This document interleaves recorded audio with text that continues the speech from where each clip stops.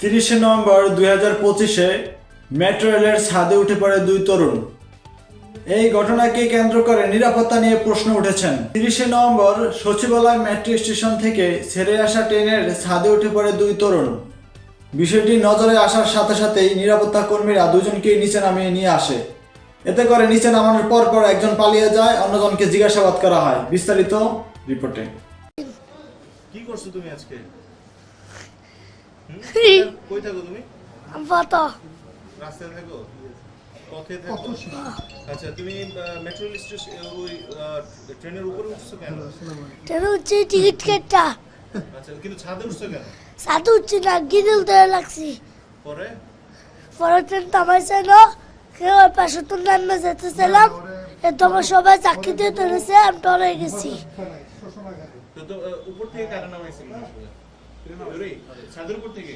তো ওনারা তো বলছে যে তুমি ছাদে উঠে গেছো, তো ছাদে কেন? আমি ছাদ উত্তর নামতেছিলাম, ওই পাশে যাইয়া হ্যাঁ ওরা আমার ধরে আইছে, হ্যাঁ আর আমি ডর নামছি না। ও আচ্ছা, তুমি ছাদের উপর দিয়ে ওই পাশে যেতে চাইছো? ও নামতেছিলাম আচ্ছা, নামতেছিলা? গিরিল। আচ্ছা, তুমি কিভাবে ঢুকছো স্টেশনে? কিভাবে ঢুকছো? হ্যাঁ স্টেশন ট্রেন টিকিট কেটটা কত টাকার টিকিট কাটছো তুমি? 50 মাত্র। কোত্থেকে? আচ্ছা, তুমি কোথায় থাকো? আমি পথ পথ? ও পথের কোথায়? রাস্তার কারবি থাকি, শাহবাগে না কারণবাজারে? কোথায়? না ঢাকা বিশ্ববিদ্যালয়? ঢাকার দিকে থাকি, কুমিল্লার দিকে থাকি। মানে কোনো ঠিক ঠিকানা নাই তোমার, যখন যেদিকে এর দিকে তাকা। কই পেয়েছো 50 টাকা? ভিক্ষা করছি, ভিক্ষা করছি, এরা পরিশ্রমের টিয়া। আচ্ছা, পরিশ্রমের টাকা।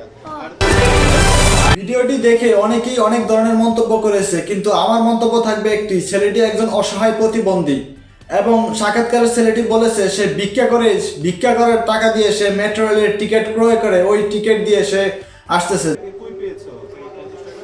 ভিক্ষা করছি, ভিক্ষা করছি, এরা পরিশ্রমের টিয়া। আচ্ছা, পরিশ্রমের টাকা। আর যেহেতু ছেলেটি কখনোই মেট্রোতে ওঠে নাই এবং মেট্রো সম্পর্কে তার কোনো ধারণা নাই, সে তার গ্রামের বাড়িতে যেত কমলাপুর রেল স্টেশন থেকে। সে ওই ট্রেনে যেভাবে ছাদে ওঠে, ওই ছাদে উঠে সে তার গ্রামের বাড়িতে যাইতো। সে ভাবছে যে এইভাবে সে মেট্রো রেলের ছাদে উঠে সে তার গন্তব্যতে পৌঁছাবে, কিন্তু আমাদের মেট্রো রেলে এটা অ্যালাউ না, এটা সে জানতো না। তাই ছেলেটি ভুলক্রমে সেখানে উঠে গিয়েছে এবং এতে করে অনেকেই বলেছে তাকে জেল জরিমানা করা হবে, কিন্তু বিষয়টি একবার কেউ ভেবে দেখেনি ছেলেটা একজন গরিব অসহায়, তাকে জেল জরিমানা কিভাবে করতে পারে? এবং সে জেল খাটার মতন তার বয়সও হয়নি যে জেল খাটবে, সে খুবই ছোট মানুষ। আমার মন্তব্যে তাকে ছেড়ে দেওয়া উচিত। আপনারা কি যা বলেন কমেন্টে তা অবশ্যই জানাবেন। আপনারা দেখতে পাচ্ছেন মেট্রো কর্তৃপক্ষ অলরেডি ছেলেটাকে এক ধরনের শাস্তি দিয়েই দিচ্ছে। ছেলেটাকে ট্রেনে হিসড়ে ট্রেন থেকে কিভাবে নামাইছে আপনারা দেখতে পাচ্ছেন। তারা খুব বিশ্রীভাবে তারা সেখান থেকে নামাই দিছে। তারা চাইলে কিন্তু সুন্দরভাবেও কিন্তু তারা নামাইতে পারতো।